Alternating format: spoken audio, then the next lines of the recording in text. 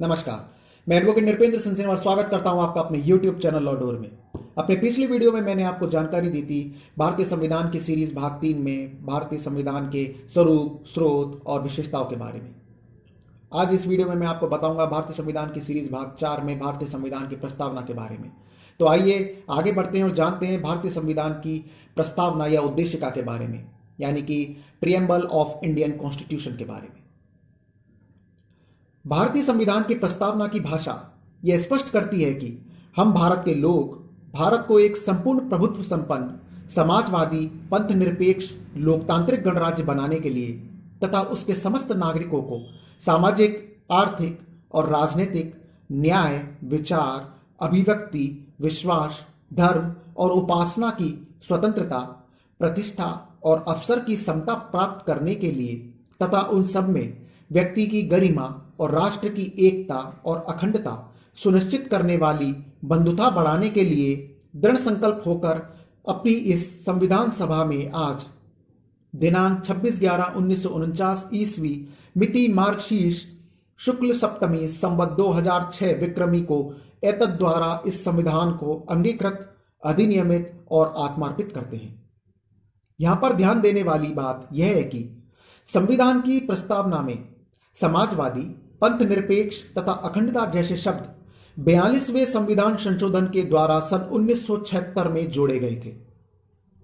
माननीय उच्चतम न्यायालय यानी कि ऑनरेबल सुप्रीम कोर्ट ने अपने एक फैसले PA Inamdar versus state of Maharashtra, जिसकी साइटेशन है 2005 वॉल्यूम 6 SCC पेज 537, इस फैसले में भारतीय संविधान की प्रस्तावना में उल्लिखित न्याय यानी कि जस्टिस, स्वतंत्रता, लिबर्टी, समता, इक्वलिटी और बंधुता, फ्रेटर्निटी जैसे इन प्रमुख शब्दों को स्वर्णिम लक्ष्य यानी कि गोल्डन गोल करार दिया है। आप यह नोट कर सकते हैं कि भारतीय संविधान की प्रस्तावना में स्वर्णिम लक्ष्य क्या हैं, जो कि न्याय, स्वतंत्रता, समता और बंधुता है। आइए अब जानते हैं भारतीय संविधान की प्रस्तावना के परिप्रेक्ष्य में माननीय सुप्रीम कोर्ट द्वारा सन 1973 में दिए गए एक ऐतिहासिक फैसले के बारे में।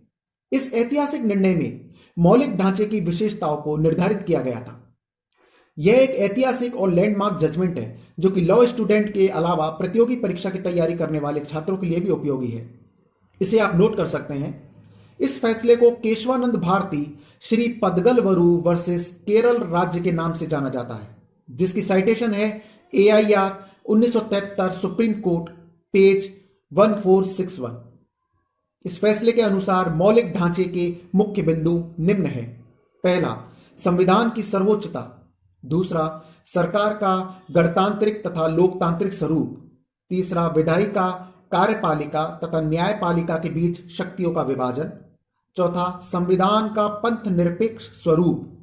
और पांचवा, संविधान का संघीय स्वरूप। ये 5 ऐसे स्वरूप हैं जो कि अपने आप में ही एक विस्तृत अर्थ लिए हुए हैं। भारतीय संविधान की आगामी सीरीजों में इनमें से प्रत्येक की विस्तार से चर्चा की जाएगी।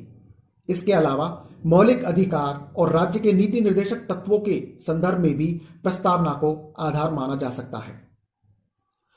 तो यह थी भारतीय संविधान की प्रस्तावना के बारे में जानकारी।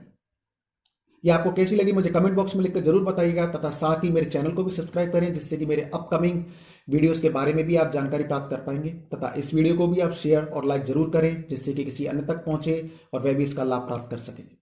तो मिलते हैं अगले वीडियो में। नमस्कार।